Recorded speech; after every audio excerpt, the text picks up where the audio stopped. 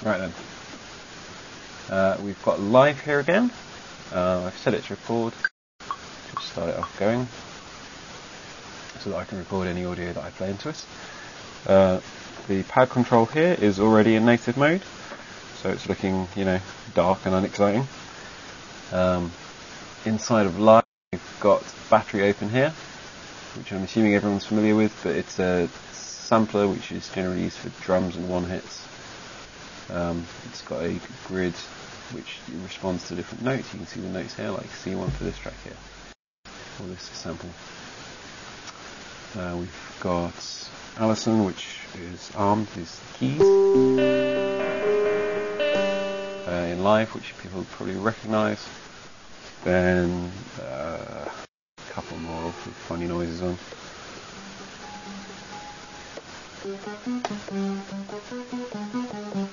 So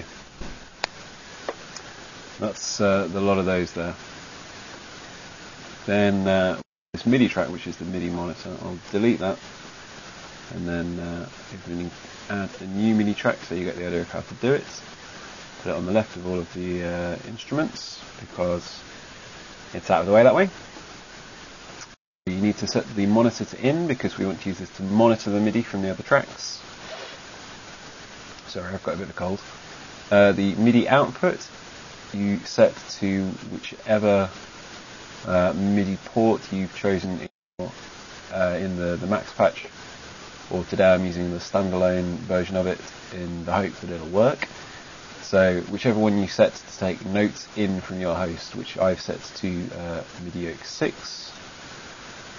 And then the MIDI from drop down here you set to whichever track you want to monitor. So we'll set it to Allison just to begin with, and then we'll go onto it and arm it. So the pads, as you can see, light up when you hit them, as they used to. We have different scene memories as they used to be, all the way up to 15. If you do 16, then that will exit native mode and return to your normal ones, and reload native mode. So most of these haven't got anything programmed on them, I don't think. I'll hit record on Allison here and flip it over onto the MIDI so you can see what's going on with the MIDI.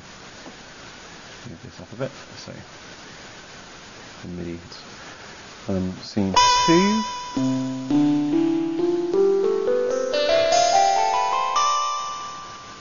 That's the C natural. So that's C, D, E, F, and so on. Scene 3. Same battery thing again. Scene 4. Much the same as the battery thing, but separated slightly. Anyway, the point being, you still have scene memories that you can set up however you want. So we'll go back to scene 2.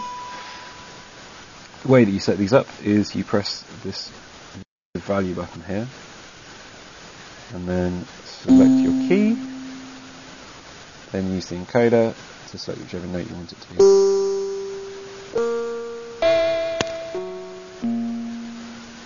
So we'll back to C3 or C4.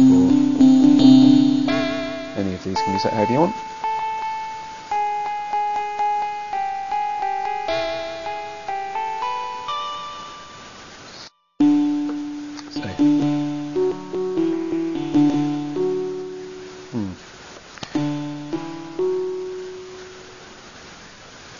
You can also transpose all of them together by using this button here, which I'll turn it on there.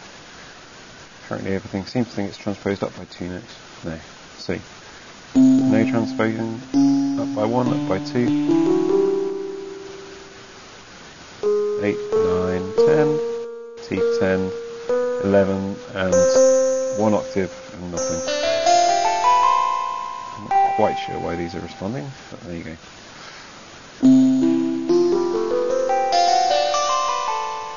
So that's the transition for all of the notes. I'll turn that off.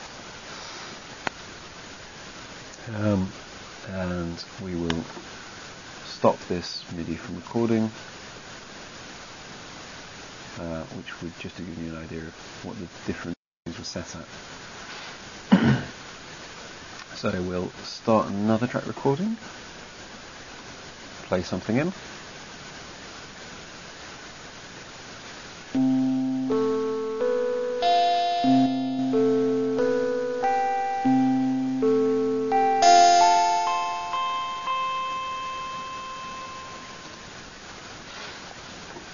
Set that to loop, and then you have back on the pads as to what was played. Feedback on the pads is from this MIDI track and relies on you having the MIDI set to the correct thing. So if, for example, we want to play something on the back,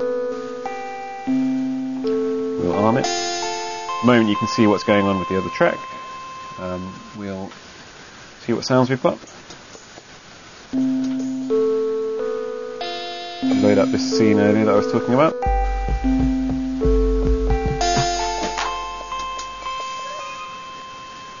Because the notes that the pads are set to are now different, you won't be seeing the response in the previous track. I'll set this to battery so that it will play properly in a second. Hit record on it, and then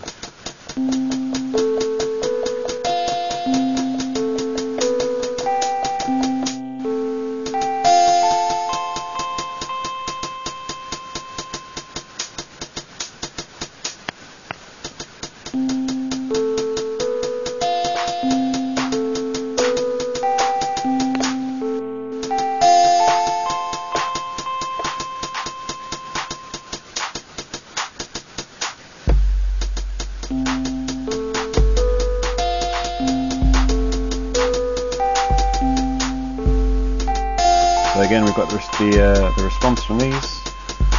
Obviously, those are all completely out of time. We'll just